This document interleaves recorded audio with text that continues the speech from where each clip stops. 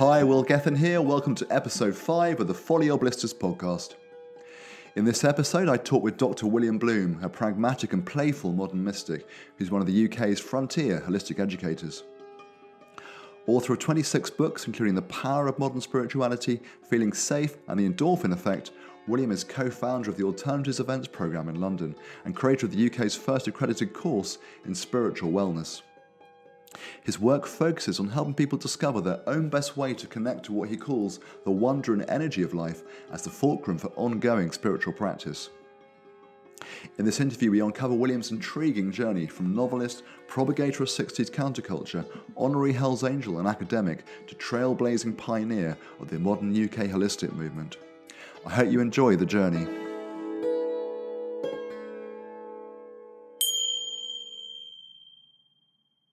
Good morning, William. Welcome to the Follow Your Blissters podcast. How are you today?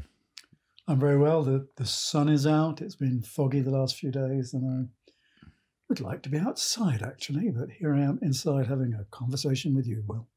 Well, yes, it is a beautiful day, isn't it? And it did give me a little lift this morning to see that actually there was a blue sky as I went outside with my little baby. It makes such a difference.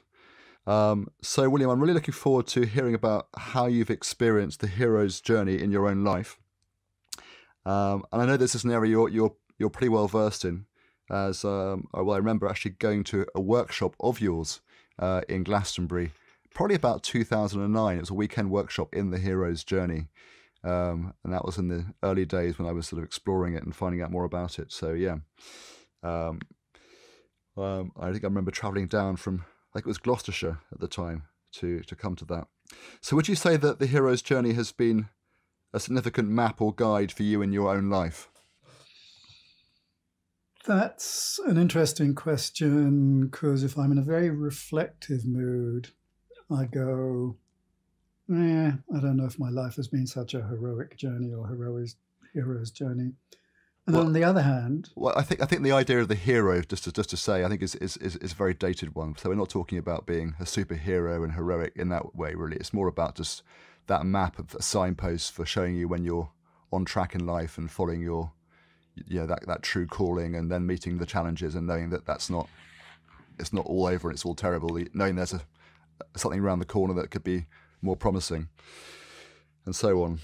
Yes, I'm not sure I'm with you there, Will. I'll tell you where I do think at a certain level that everybody's journey is heroic. I'll tell you why. It's because we are very complex apes, and we have very powerful, strong instincts that are built into our biology. And yet in the middle of that, we have consciousness that's developing. And we're torn apart by two sets of instincts. One set of instincts is kind of, to put it at its worst, is bestial.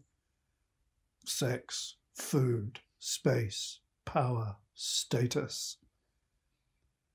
And there's another set of instincts which says cooperation, compassion, expand my consciousness, become more at one with all the good things in life. And I think anybody who wakes up to that journey inside them, away from, again, to put it at its worst, there's those bestial instincts towards something that's more altruistic, more cooperative, more spiritual, I think they are on a hero's journey. And it is heroic for everybody who chooses to develop themselves, improve themselves, and move themselves into being a better human being. Yes, I'll concur with that for sure. I think when the emphasis is on being a better human being rather than like, hey, wow, look at what I've achieved in my life, I'm such a hero, and that kind of attitude. More like from the outer perspective of someone who sort of maybe achieving outward success to feel like a hero. It's a sort of different thing for me. Yeah.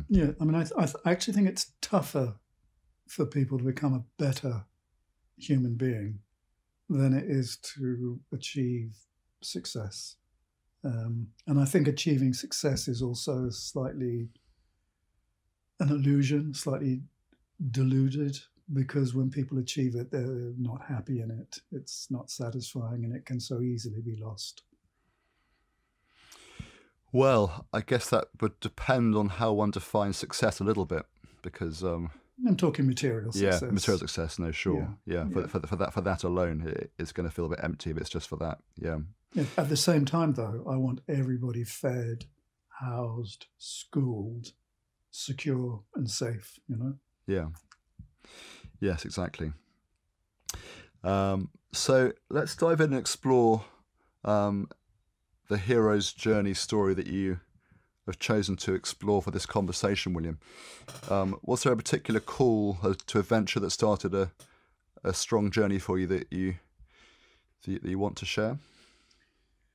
Yeah, it was funny when we first spoke, Will. You kind of pointed me towards when I gave up my career in London publishing and took 2 years retreat as being the kind of heroic action. And I paused and I thought about that. I thought, no, that actually didn't feel for me like the one where I had to summon my motivation and courage. The one that really, I feel as I look back, took the most grit in me was when I was older and in my very early 30s.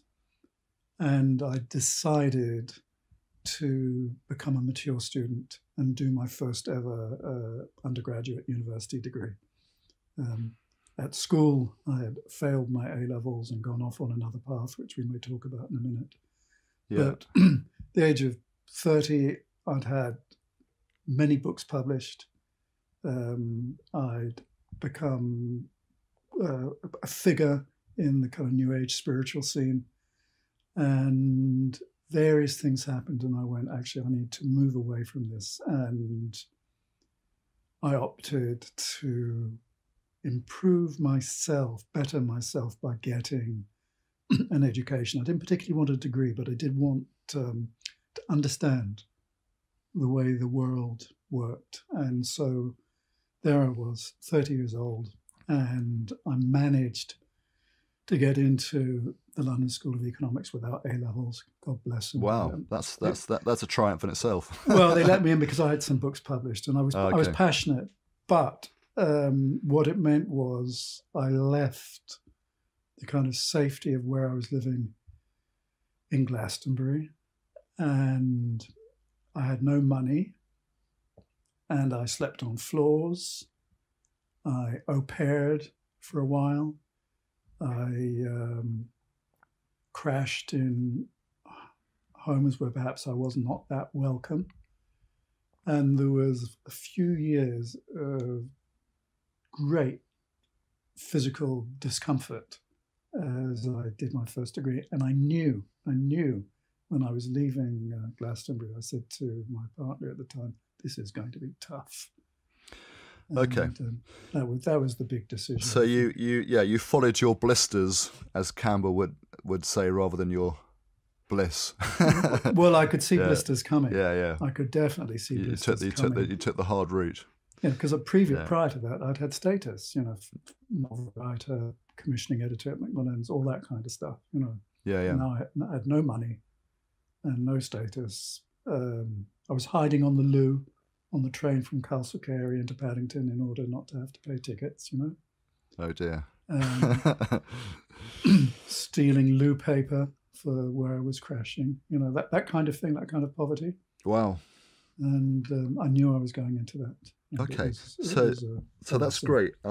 And yeah, looking forward to sort of unpicking and exploring how that journey unfolded. But if we could just rewind the clock a little bit to give some context to the life that had happened before that point. So I know that you were heavily involved in the swinging 60s sort of counterculture, and as you just mentioned, you actually you dropped out of school to go and immerse yourself in the flower power movement of that time. So what would that actually look like in real terms? Like what ways would you have been participating and engaging with the 60s counterculture? Well, let's just paint a picture. Posh-ish parents, Dad's a psychiatrist, mum's a journalist and runs a charity. I'm at a posh private school in London. St Paul's? At St Paul's, yes. Yeah. And around age 13, 14, 15, I'm beginning to sniff that there's another world out there. There's a world of rock music. There's a world of very left-wing politics. There's a world of street politics. And that built and built in me until 16, 17. I basically did my A-levels in joint rolling.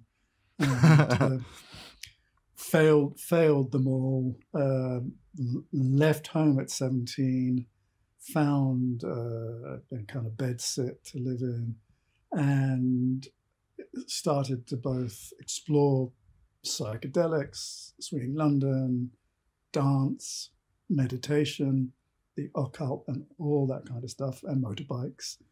And I had a wonderful time. And yet at the same time, I started working in a bookshop. I then started working in a publisher's. I was also writing. And I had my first novel published when I was 21, 22, became a commissioning editor at Macmillan's when I was 22, and helped start the first 24-hour immigrant advisory service in London with a couple of friends, one from the Caribbean and one from Nigeria. So you definitely hadn't dropped out as such. You were very busy getting on with some important stuff. I was not a spaced out hippie. Yeah.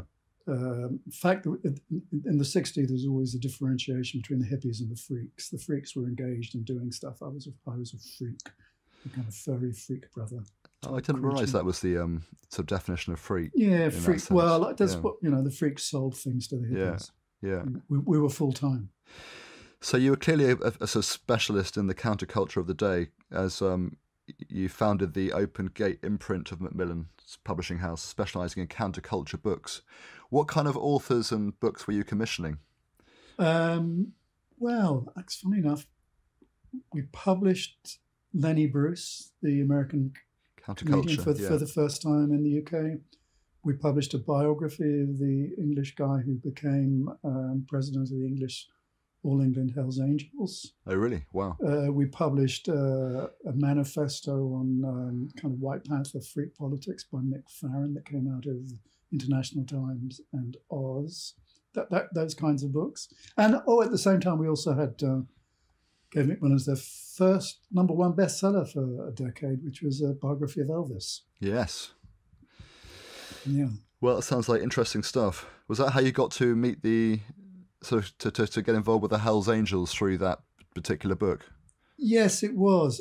I'd always been on a motorbike, have been since I was 16. But when I was commissioning books at Macmillan's, we commissioned this biography of Buttons, the president of the Hells Angels. And I started writing with them. They were an interesting and good group of men, actually. Yeah?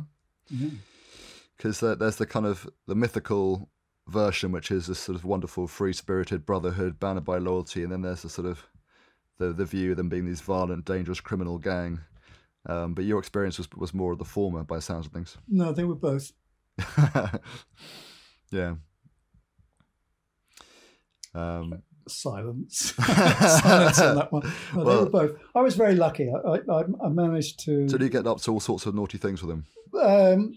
I was very lucky. They started to see me as a protective angel, because when we went off to places, there were never any fights when I was there. There were occasionally, but it was like there was a little mellow pool of peace around me. And they made me an honorary member because I fitted in a strange kind of way. And, it was the first group of people, actually, where I experienced complete relaxed acceptance. If you were inside the club, there was a wonderful loyalty and friendship. Yeah. And yet outside it, to others, to other bike gangs in particular, they were quite rough. Yeah, well, that sounds like a fascinating insight into a side of society most of us don't really get to mingle with. So you're writing 8 books published by the time you were 25, which seems amazing, really. And they were all novels, or there was a novella, wasn't there? And there was 4 thrillers. I had a lot of nervous energy, and that came out in writing. I've been writing since I was about 10, And I remember the best thing that ever happened to me was I wrote my first kind of 40-page little story, kind of war heroic story, and my dad read it. I think I was 12, and he looked at me and said, "Where did I copy this from? Right? Where did you copy this from?" And I was both insulted and very, very pleased. You took it as a sign that you were on the right track. A huge compliment, yeah, huge compliment. Not supportive, but yeah. So I was really surprised when I think it was a couple of years ago. I was around at yours for a meeting about the spiritual health program, and you suddenly we got onto the conversation of the Sixties and your time then, and you pulled out some cuttings from the Guardian and stuff about the sort of reviews of your published author days and being wooed as an important writer of your generation. I had no idea about that side of your youth, and I guess a lot of people listening may not have done it at all. They sort of think of you as the writer of endless books on spirituality and esoteric wisdom, as has been the case for the last 30 years or more. So yeah, that was a really nice surprise. And so you also found time in the spirit, as you mentioned, to advise the first 24-hour immigration and advisory service. How did you come to get involved in that? Came about because I was involved in community politics through International Times and Release, which was a advisory service of people who were on drugs charges or had addictions. And I became friends with a guy from Nigeria and a guy from Jamaica. And the three of us together thought it would be a good idea to start a 24-hour advisory service for immigrants, especially those of colour, coming into London in particular.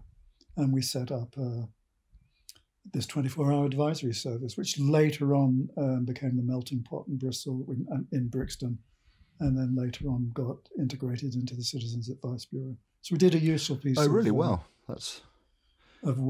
Yeah, that's really amazing. Yes. And before we sort of skip on to the call to adventures, that's that little piece that we mentioned about your 2-year retreat living in the high Atlas Mountains with the Saharan Berbers in Morocco. And you've mentioned that this was a sort of spiritual quest that was powerfully life-changing. How did your life come to change? What were you up to there that sort of changed your life? Well, the context is I'd had these books published. I was a commissioning editor, blah, blah, blah. Apparently very successful, but it just felt hollow. Yeah. And I was deeply interested in the occult and spirituality and metaphysics and all that kind of stuff, and was reading 2 or 3 books in that field every week, and came across a ceremony that required one be isolated for 6 months. My partner at the time had just been thrown out of the BBC for supposedly dealing dope, but she hadn't been. And she was supportive. And we went and lived in the high Atlas Mountains, South America, off-grid for 2 years. And at the heart of that, I built a chapel oratory and did a lot of meditation, and at the same time focused on this particular 6-month ceremony, the heart of which is kind of recognizing that there's one part of you that is, I used the word earlier, bestial. This ritual is kind of worm-like. We're just little worm-like human beings, but there's this other possibility, which is to be angelic and golden and heroic, actually.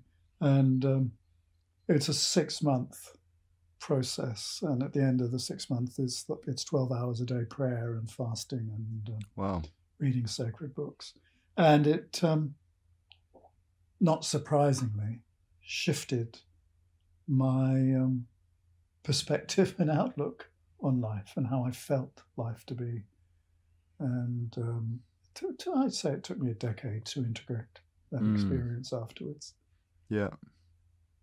And I almost died at the end of it. Got a very severe case of hepatitis B. No idea how I got that, and doctors thought I was going to die. So I was immobile for 3 or 4 months, which was very helpful actually, Wow. because that speedy part of me, that had written all those books by the time I was 25, that kind of very intense creature, was just flattened. Yes. When you've got hepatitis, you don't get any oxygenated blood to the brain, and that was really good for me. It was really good for me not to be able to move or walk or run.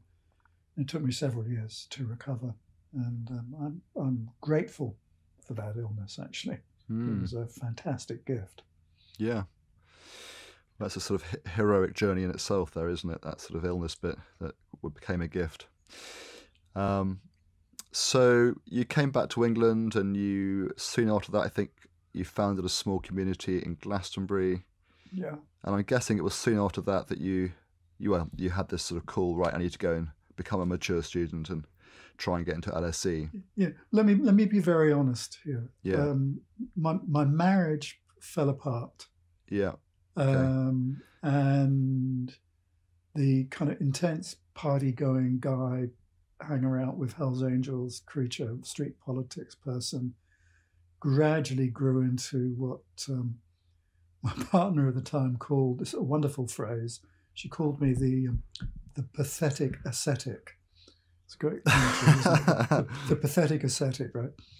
And so I'd become the pathetic ascetic. She was still a big-hearted, party-going creature, and the marriage just crashed and fell apart. And it was in that, and I went into another relationship with a person who provided a lot of safety for me, emotional safety for me. It was in the middle of that I went, I need to reorient my life. Yeah. What am I going to do? What do I need to do? And I was a meditator, and inside, I have been since I was in my late teens, and inside meditation, just contemplating, reflecting on what direction I should take, it just became clear, go get a grounded education. Yeah. Understand not only the way the world works, but understand the way that people in power and influence think about and help govern the world. So I decided to try to get into either Cambridge or LSE. Cambridge, I got into Trinity actually, but they deferred me for a year, and LSE let me in.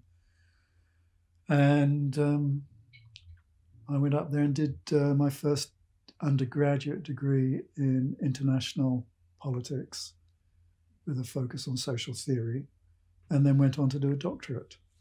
But the journey up to London and into London and into central London with no money, and becoming a student again after my kind of quite successful career before that was well, I don't know. I mean, I didn't see it as character building, I suppose you could say. Were you excited about it? Did you feel excited about it? Was there a sense of crossing this threshold, arriving in London? Right, I'm now on this new journey. It's going to be hard, but I'm here. I'm doing it, and this is exciting. No, Will. I didn't feel excited. No. I felt like it was grit. It was a piece of work, Yeah. Because to come from a safe home with your own bed to sleeping on the floor, traveling on the train without a ticket, right? Being a student in your 30s, surrounded by students in their late teens and early 20s, right? Surrounded by lecturers who were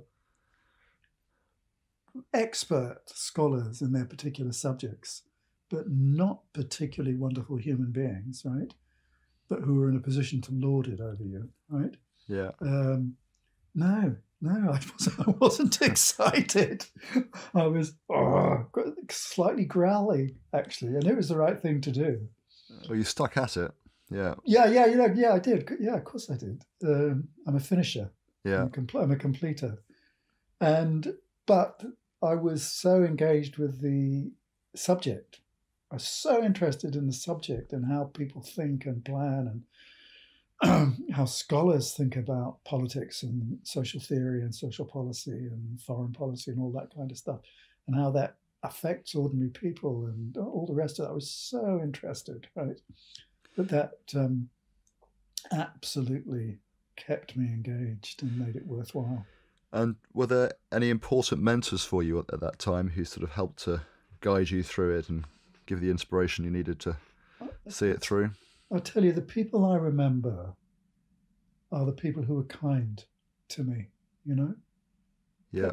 When I think back to the school I was at as a kid, the only teachers I remember are those who were kind. I don't, you know, so at the LSE, there was one professor of international relations called North Edge, who was very famous and well known in his field. And he was kind to me.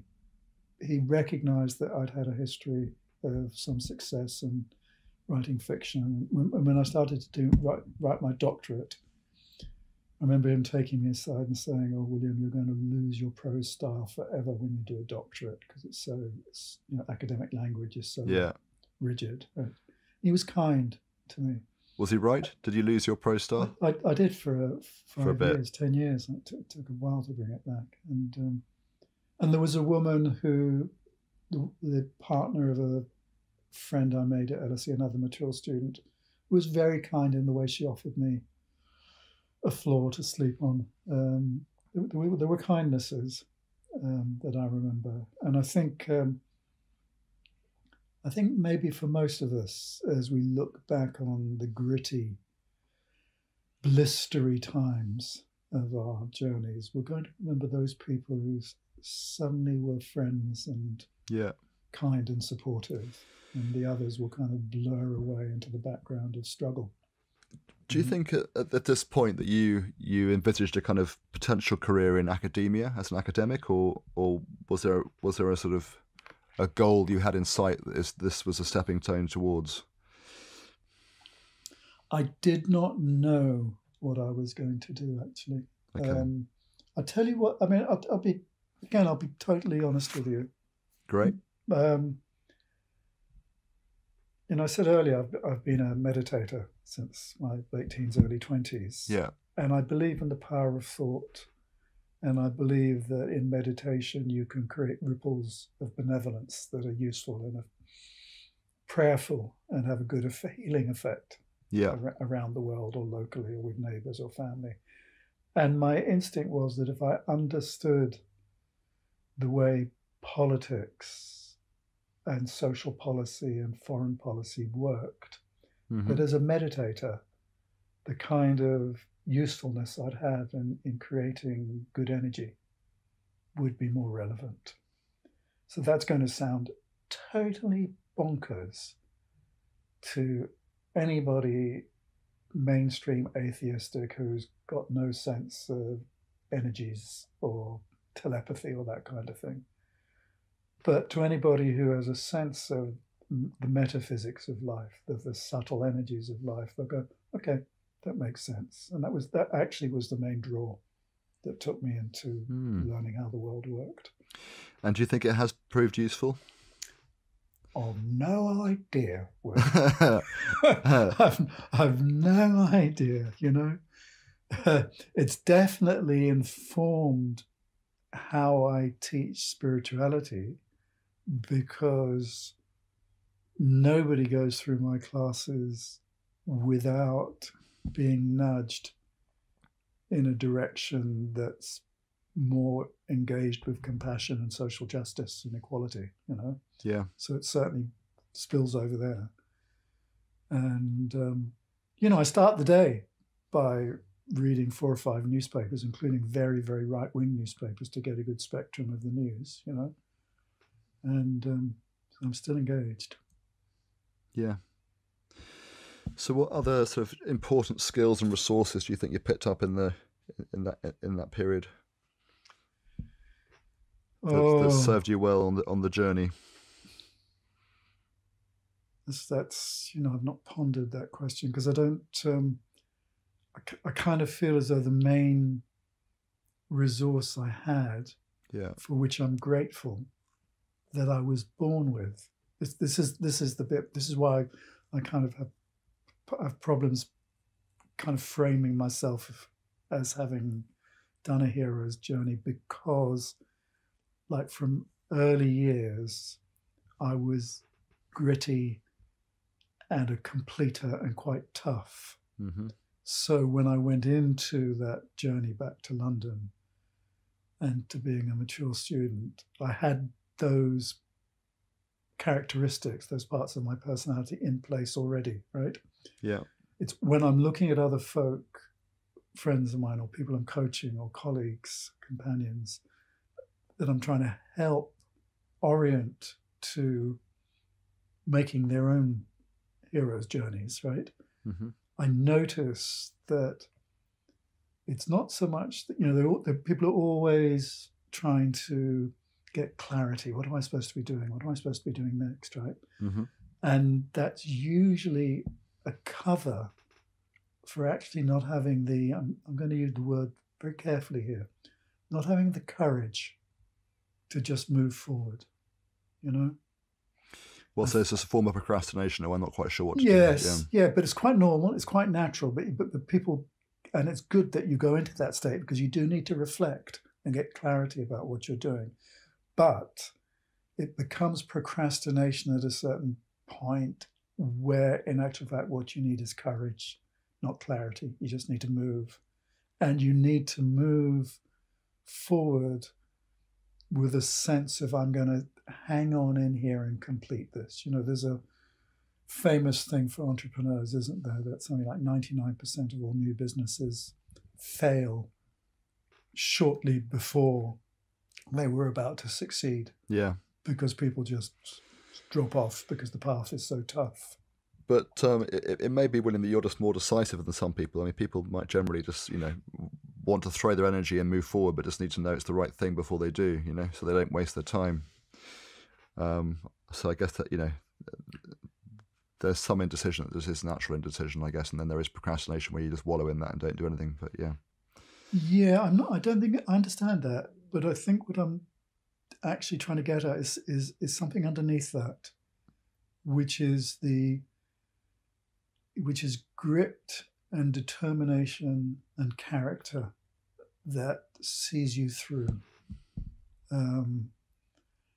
And I when I was at the LSE, another part of my story that's relevant here, I decided not to teach in the academic world. I could have done with my doctorate, and I did lecture at the LSE for a bit, but I decided instead to work in a community college. And I spent 9 years working in Southwark College, and where a lot of my time was spent running a drop-in workshop centre for people returning to learning. And over again, I was lucky enough to support single parents, very impoverished, most of colour, black, of Afro-Caribbean backgrounds, who had maybe their first child when they were 14 or 15, and they were in their early 20s, maybe had 2 or 3 children, and had woken up and recognized that they needed to shift their lives. And they came into a drop-in centre with an awareness that they needed to move forward. And I saw grit and courage and determination in those, mainly women, mm-hmm. as they re-entered educational, professional, personal development without a clear idea of how it was going to end or where they were going to go. All they knew was they needed education. They needed to upskill their literacy. So it was small steps leading to something bigger. So it's something underneath clarity about next steps.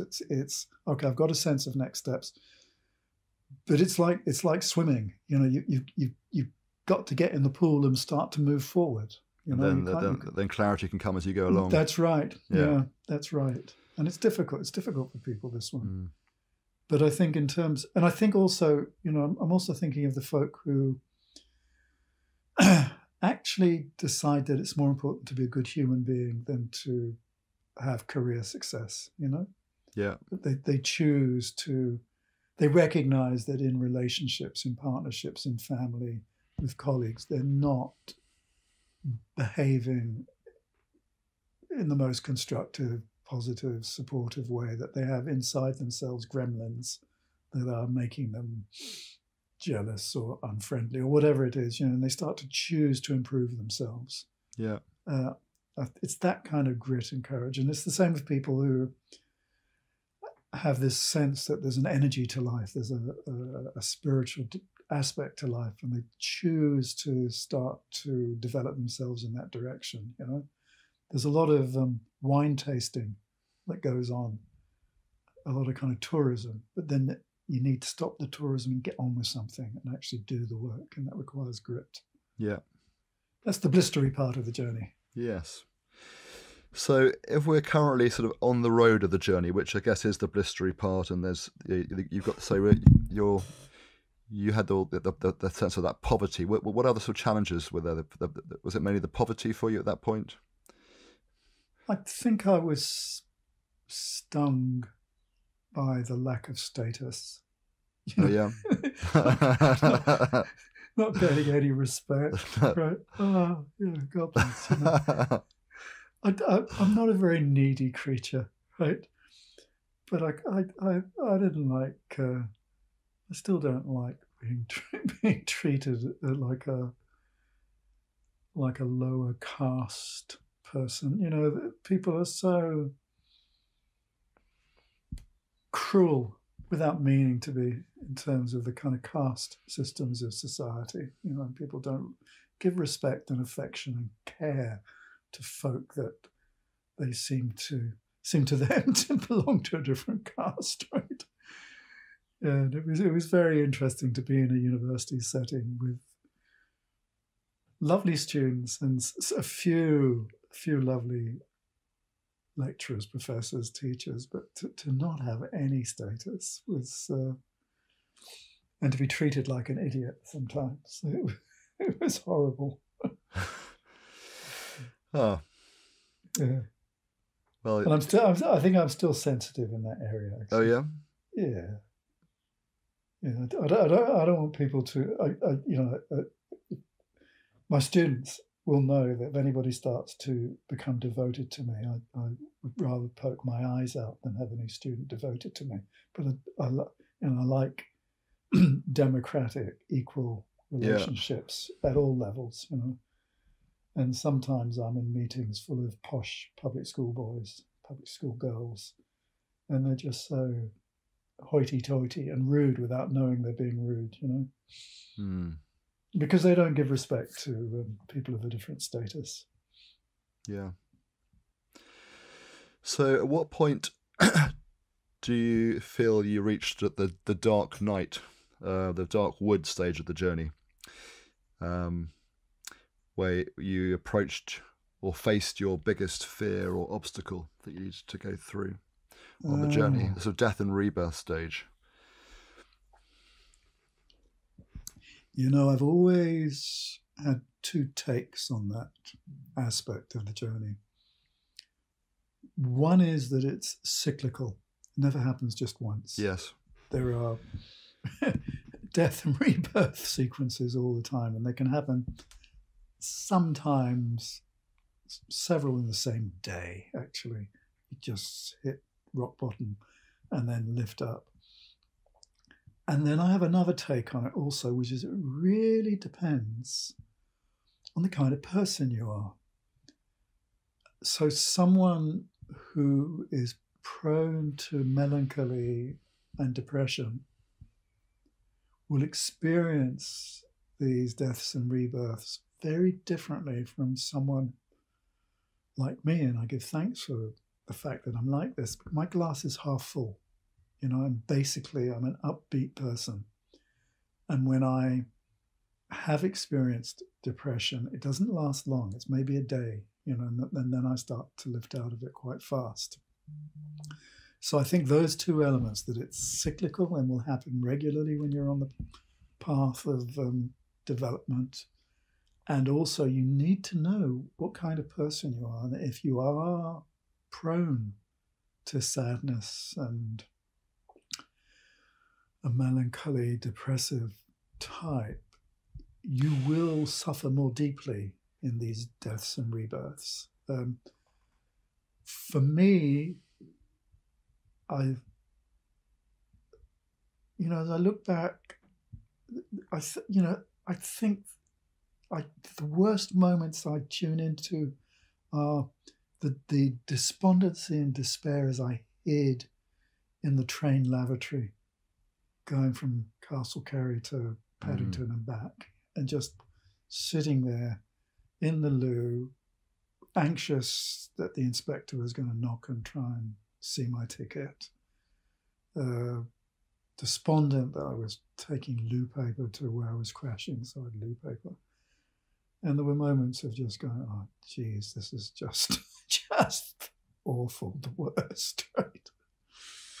And my parents not only could not believe how badly I had fallen. They weren't sympathetic.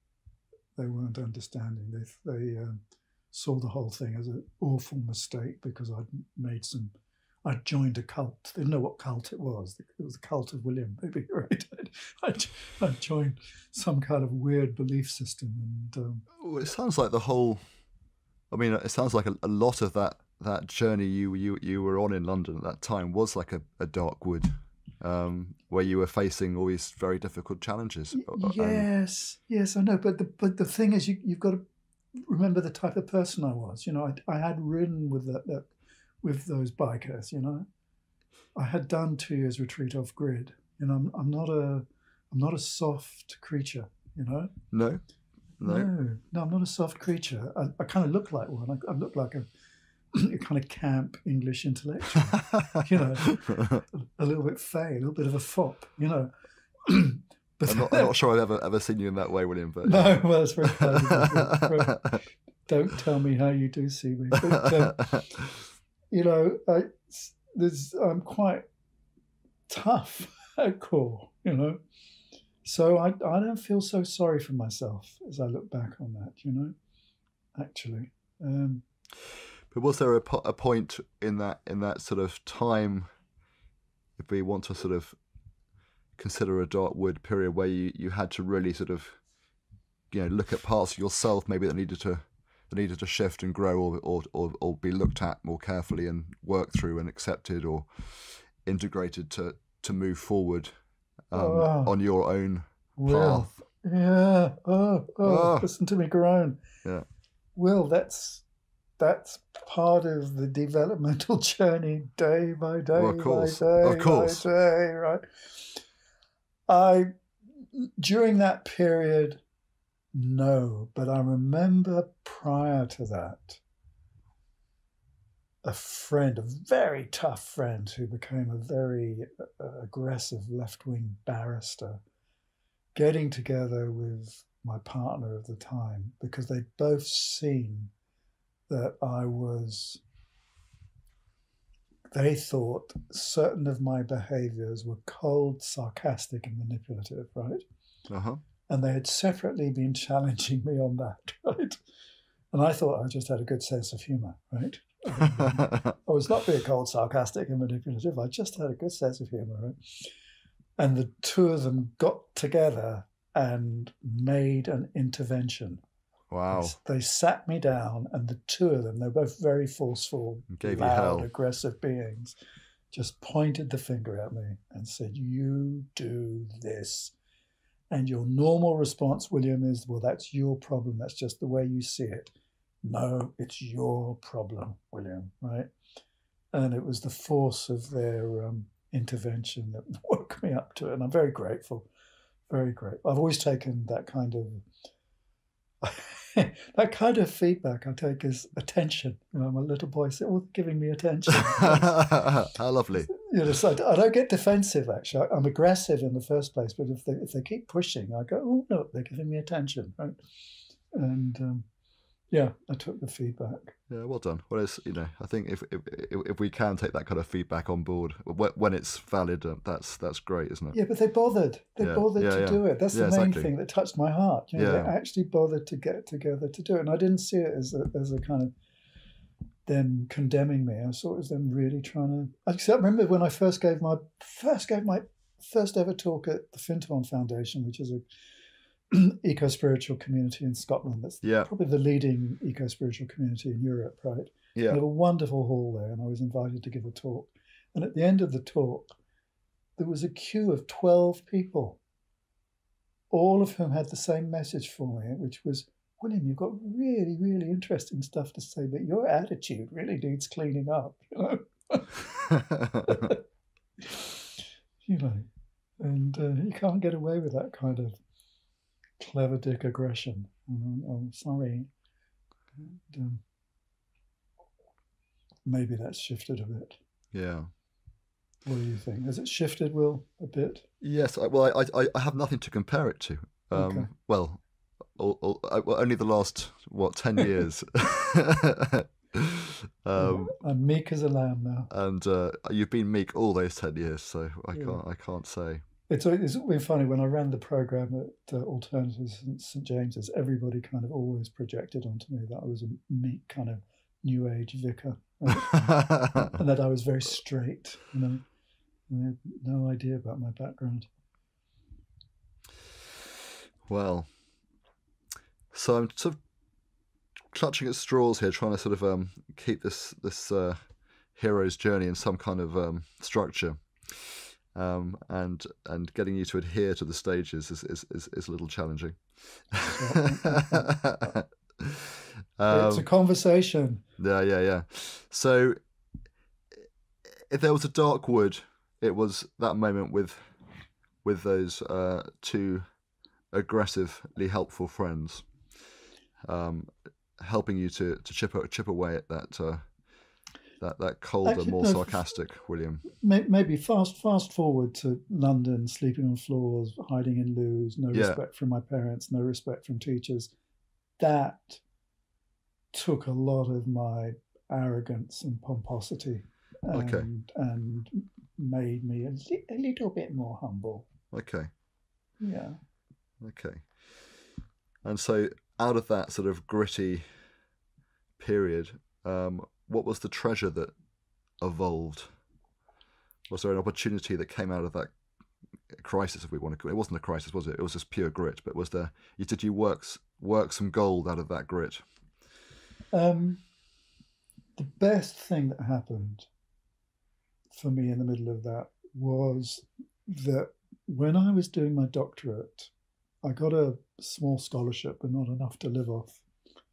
And so I started working in Southwark College, teaching communication skills and special needs, and ended up spending a decade there, 9 years there. Mm-hmm. And in the middle of all that, I was working with people with severe disabilities. I was working with people returning to learning with low literacy skills. And what became incredibly clear was that what was the most profoundly important for them, for their development, so they learnt and grew and could move on, was that I was a kind and safe, reassuring and encouraging presence. And that if I was the slightest bit of a clever dick, the slightest bit sarky, the slightest bit pompous, the slightest bit arrogant, it would completely undo months of work that I might have done with them. Yeah.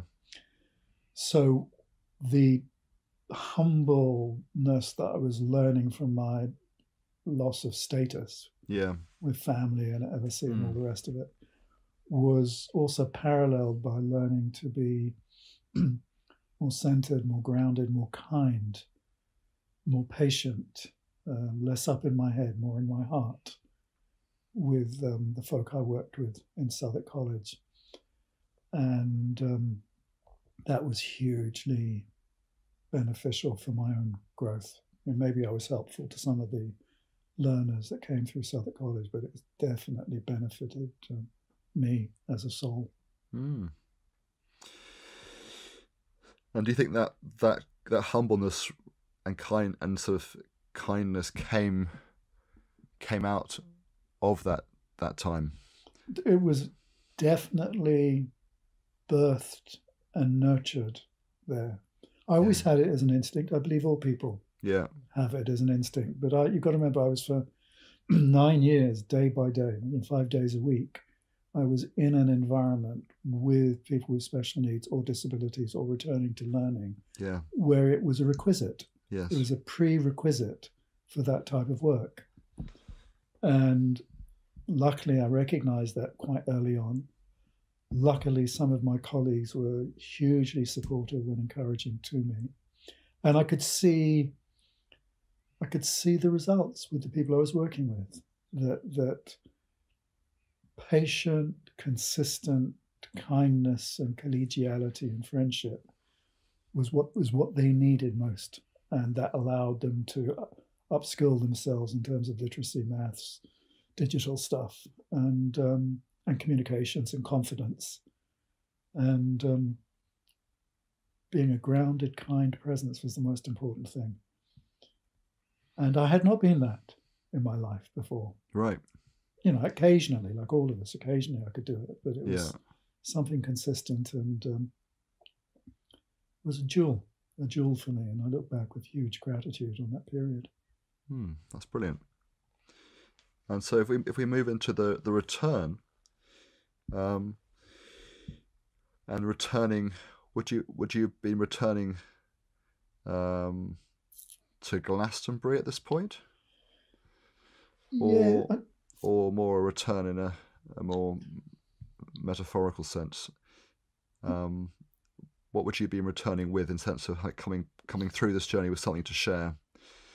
I mean, you've already had this with the treasure you've just expressed, of sharing that with your students at Southwark College. But is there a broader return, perhaps, from that time? Yeah, there is, but it's a kind of cyclic, kind of spiraling thing. If I think back to my early 20s, there I am, working with community politics, commissioning and publishing, writing books, being a person in the media, all that kind of stuff, right? And then I retreat completely, disappear off for the 2-year retreat, and then disappear into doing my own education, and then disappear into running this drop-in centre for return to learners and special needs in the community college, right? It's all very introspective and contained, right? And then, having been through that process, I start to come out again publicly, and I start to write and publish books again. I start to give talks.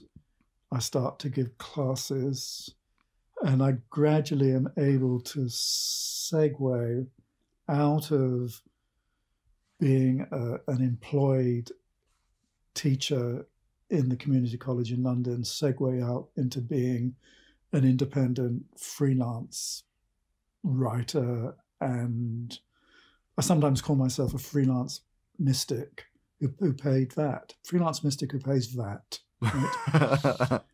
Which was a kind of I like that. A signal that I'm out there doing the teaching, but I'm also doing it and making a living at it.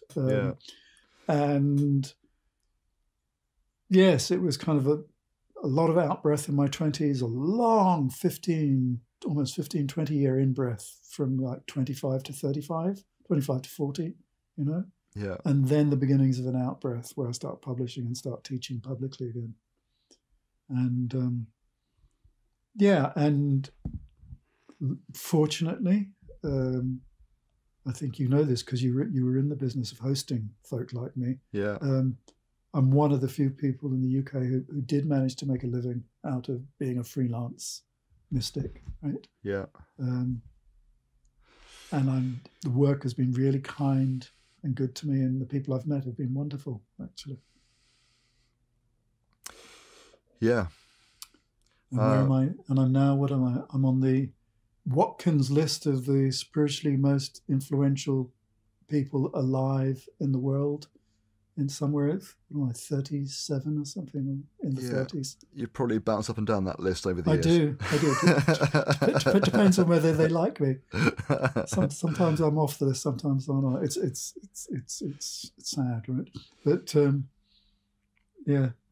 Yeah. So I mean, you obviously your founding Alternatives was a alternative centre at St James's, the big events centre for the spiritual teachers of the day, and that was about 30 odd years ago now, and I guess it started probably quite small, and obviously that has grown into something that's been just incredibly successful, really, hasn't it? It has every Tom, Dick and Harry from the top drawer of spirituality around the world comes and does events there, and so you founded that, so that was a gift that you brought back as well. Yeah, but all credit to Malcolm Stern, who had another project beneath that at St James's. Absolutely, and Malcolm too, yeah. And Sabrina Dearborn, my partner. Yeah, exactly. The three of us.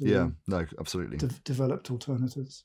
Yeah, but I have a sense. I mean, as we discussed, there's with heroes' journeys, there's all these. There's a cyclical thing, and it goes round and round, and we live out these journeys daily, weekly, monthly, and sometimes they run at the same time in different ways. But I have a sense with the bigger sort of journey, the wider sort of circle of your life, that as a point of return for me that stands out is when you sort of brought through this new holistic spirituality, which started off as a kind of, I think it's a holistic map, didn't it? When you were mapping the different parts of the UK that had centres and trying to get everything joined up, so there's a sense of this big collaboration that could happen. Of interconnected holistic thinking and teaching and evolving. And then there's that book that you brought out, The Power of Modern Spirituality, in about 2011, which of course was sort of exploring or looking at all the different faiths and what were the sort of really helpful keys at the heart of them that everyone could use, whether they were from a faith or not, just a sort of holistic spiritual, the sort of best of all the spirituality, if you like, in one holistic place. And out of that you brought forward ultimately this course with your charity that you founded, the Spiritual Companions Trust, the first accredited spiritual health program, which of course is a way that anyone and everyone can access spirituality regardless of their religion or not. And for me, there's a sense that that's your kind of almost the life's work that you return with, that sort of ultimately came through in that format. Would that be fair?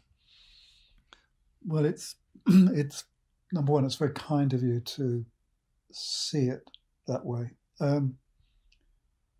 This is both this is a cultural and a spiritual and a political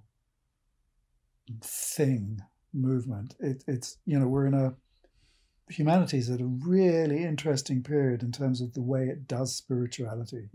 For the last couple of thousand years, spirituality has mainly been done inside the containers of particular religions.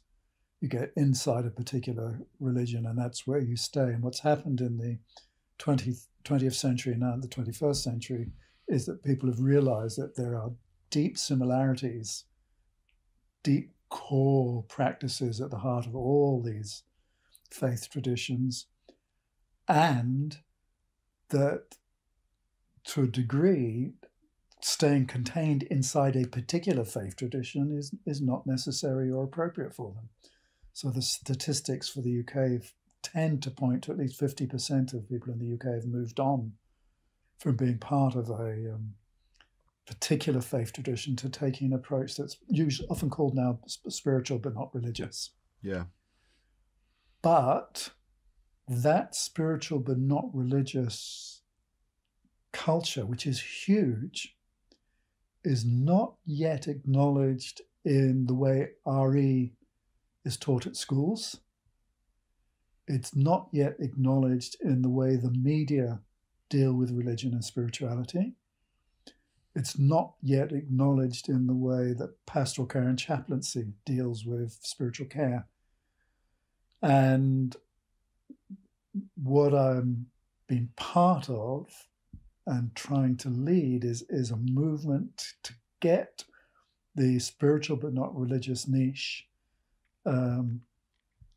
respected and given status.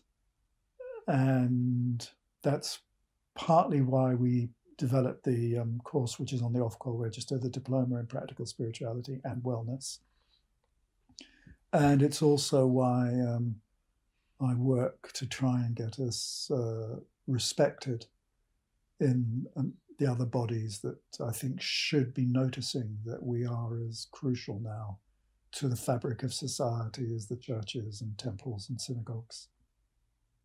Yeah, I remember when you were launching the Diploma in Practical Spirituality and Wellness. I think it was in 2017, and there was launches at Alternatives at Fintorn, and I was helping you with the launch, and there was this challenge that you were setting yourself, I remember at that time, to dispel some of the mainstream criticism and description of spirituality as of wacky and unsubstantiated, and that it had no traditional depth. And as part of this, you were pointing to a kind of mounting pool of scientific evidence that validated the considerable health benefits of spirituality. What would you consider to be the most important health benefits of spirituality?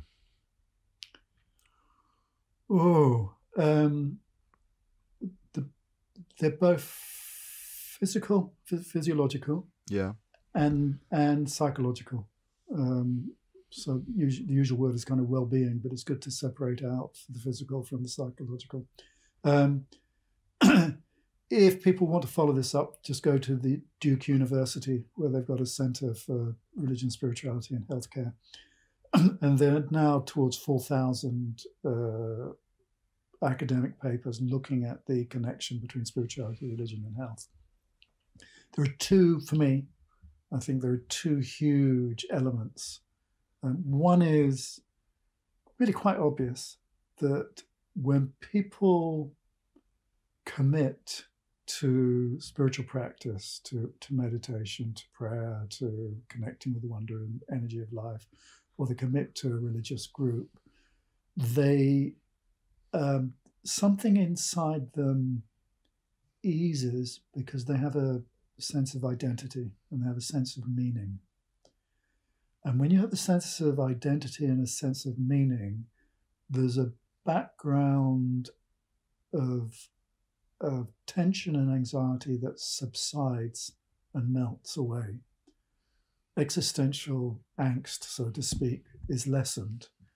And this soothes the endocrine system.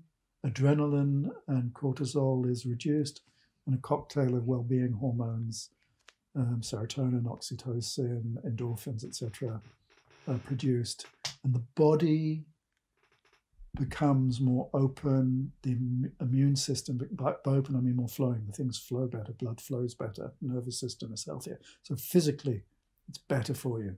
Yeah. And the second bit is psychological, and that is that when people choose to self-manage their spiritual development, choose to connect with the wonder and energy of life, God, whatever you call it, choose to become more loving, more connected, more conscious, there's an internal shift that says, I am in charge of my life. I am choosing to be more compassionate, more connected, more aware of nature and spirit. And I'm choosing to do that regardless of what's going on in the rest of my life, regardless of whether I'm well or ill, regardless of whether I'm rich or poor, regardless of whether I'm in a good relationship or a bad relationship, regardless of whether I like my job or don't like my job. I have this other life. This other life is connecting with spirit, God, the wonder of life.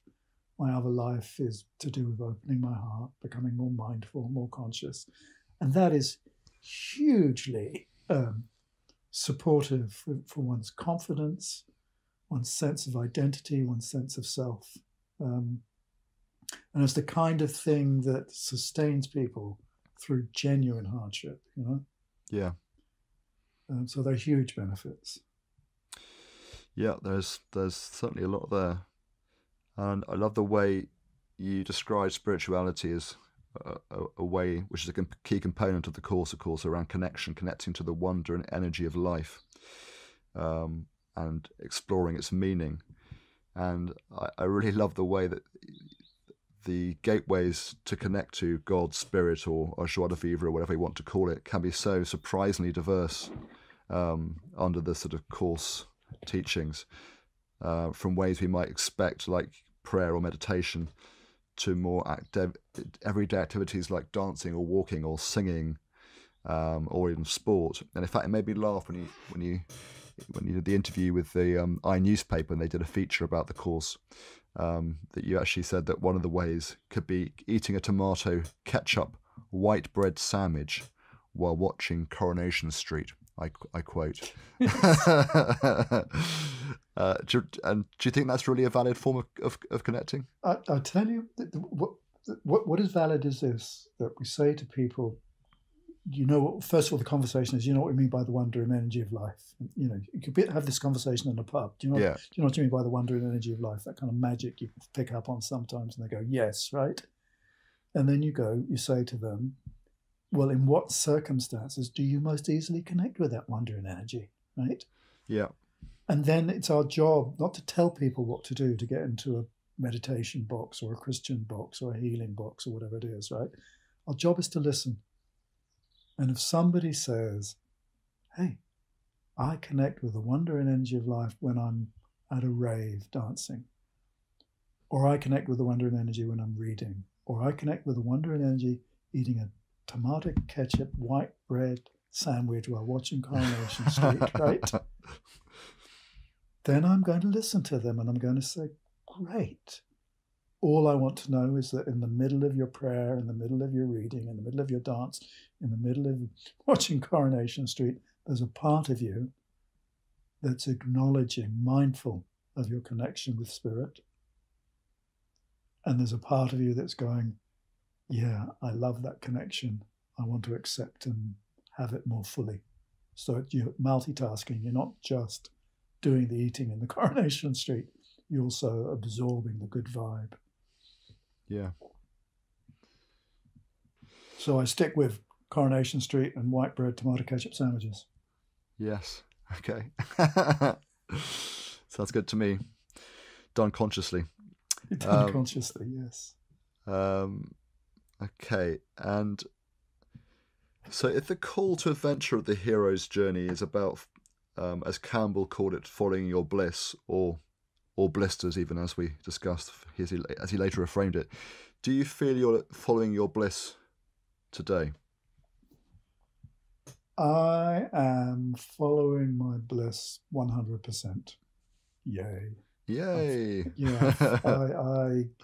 I feel fortunate that I can say that, and I'm kind of scanning myself as I say it to see whether it's hubris or exaggeration. Well, that's awesome. I go to bed thinking about bliss and spirit and connection. I wake up with it in my awareness. I then move my body for half an hour, usually doing cleaning, and then I sit for between an hour or 2 hours where I soak in that connection and allow it. And I try to manage my life so that the things that I'm doing, even if I don't like doing them, I do them with consciousness and awareness and turn them into things that I like doing. Yeah. I think I learned that at Finton mainly was, clean the loos with love, Yeah. If you're going to clean a loo and you don't like it, turn it into something you do like and do it with consciousness, right? Yeah. I don't like admin. I don't like Excel sheets. I don't like forms, but I have to work with them because we're an educational charity. I have to work with them. Do you, or could you get someone else to do that for you? Well, you're trying to let me off the hook, aren't you? No, I do. Well, I'm kind of hoping that for myself in a way, because I hate doing that, and I'd love it if someone else could do it for me. Yes, of course. But no, it's just changing your attitude towards it. You're right. Yeah, And Campbell also said that money will follow when we follow our bliss. And that always makes me sort of question that a little bit. I'm like, really? But do you feel that's been true for you? I think that's a naive statement. Yeah. An optimistic statement. Optimistic, certainly. Optimistic. Do what you love and the money will follow. Yeah. Do what you love. Be very strategic and intelligent, and the money might follow. And I would say also, turn what you do into what you love. We have to earn a living. You have to pay the rent. You have to pay the mortgage. You have to buy food. It's not easy for everybody. So it's like, do you follow what you love into what you do and make money, or do you? We're talking about try to love what you already do. It's kind of, you can go either way, I guess. Well, what we're doing is changing the whole topic of this talk to a kind of career development, career advice thing, and that's people need coaching through that whole process to find what skills they have, what they're appropriate for, where their edge is in terms of learning new stuff, and also where they're prepared to take a risk. Because a lot of the time, yes, you might be able to make a living from what you love if you're prepared to take a risk, Yeah. But it is a risk. Yeah. It is. Yeah. And I mean, there's that ancient Arab proverb, "Trust in God, but tether your camel," which I like. Yes. Because you could just say, yeah, great, I'm just going to go after this thing and it's going to be great and everything will I'll just trust it'll work out because I'm following my heart. But actually, you have to tether that camel to make sure that you don't completely nosedive and ruin yourself in the process. Be mindful. Yeah. And as a meditator and modern mystic, you are used to spending time in solitude, connecting to the wandering energy of life in meditation and other ways. How have you found the isolation during this sort of time of COVID and the various in and outs of lockdowns? I imagine you'd probably find it less challenging than most. Well, with due regard to the people who have found it very difficult, and with a lot of empathy for the folk who are grieving for lost ones, I have to say for myself, I've welcomed it, actually. It's created an oasis of calm for me to get on with stuff I want to get on with. I think one of the silver linings has been the amount of digital work, Zoom, Skype, the rest of it. In my world, the world of meditation and spirituality, people have found that working at a distance using media platforms like Zoom, in actual fact, has quite often provided a learning experience that's deeper than being in a room with a large group of people. People who are introverts or who like quiet space can feel safer working digitally. So there've been a few silver linings in it, and I say all that with some caution because I understand how difficult and challenging and tragic it's been for others. Yeah. And you have a relatively new book out called Meditation Masterclass.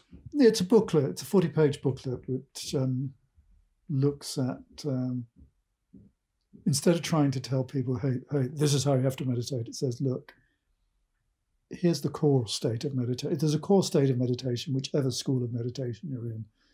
And that core state is one of being at ease, connected, loving, watchful. At ease, connected, loving, watchful. But there are many ways of going into that space. People use mantra, they use sound, they use visualizations, they use prayer, they use emptying, all different ways of going into it. And then when you're in that space, there are different practices ranging from just doing nothing to self-healing, healing others, prayer, contemplative thought, all that kind of stuff. So this book kind of gives people a taste of a kind of wider holistic perspective on meditation. Sounds great. I haven't read it yet, and I'm looking forward to reading it. Is it applicable and useful for people who aren't teaching meditation and just want to learn about meditation? Yeah, I think it's useful. It's useful. It de-glamorizes and makes accessible, because a lot of people think of meditation as a kind of specialist topic or something only special people do or requires a huge amount of discipline. But I'm saying that meditation is a natural human behavior. It's natural for people to want to sit quietly, isn't it? It's natural for everybody sometimes to want to sit quietly. It's natural to when you're sitting quietly that kind of soothes you one. And it's natural that if one sits quietly for a kind of slightly extended period of time, that interesting things will start to happen in one's mind and heart. It's natural. Yeah. And I try and take some of the pomp and kind of just make it more accessible. Do you have any advice for a parent like myself of a young toddler who has found I've gone from having loads of free time to do all these things to having literally virtually zero time to sort of be quiet and still and meditate? My experience of being a parent was that I needed to take my quiet times when baby was sleeping on me. That's a good idea, yeah. Actually. And then later on, when they're older and watching cartoons and doing all that kind of stuff, I'd sit there watching cartoons and all that kind of stuff, and I'd do my practice then. Yeah, okay.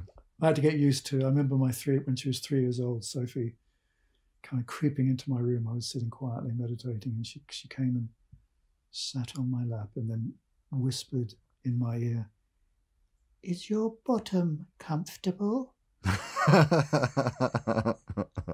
Brilliant. Yeah. Thank you very much for that helpful mantra.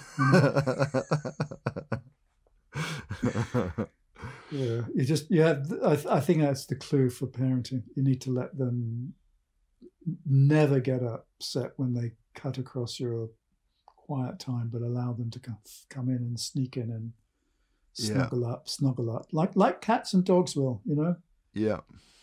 And then it's a challenge. Yeah. Good luck, Will. Thank you so much. Parenting, yeah. Parenting's great. Yes. With all its joys and challenges. And one final question before we have a quick look at what's coming up for you.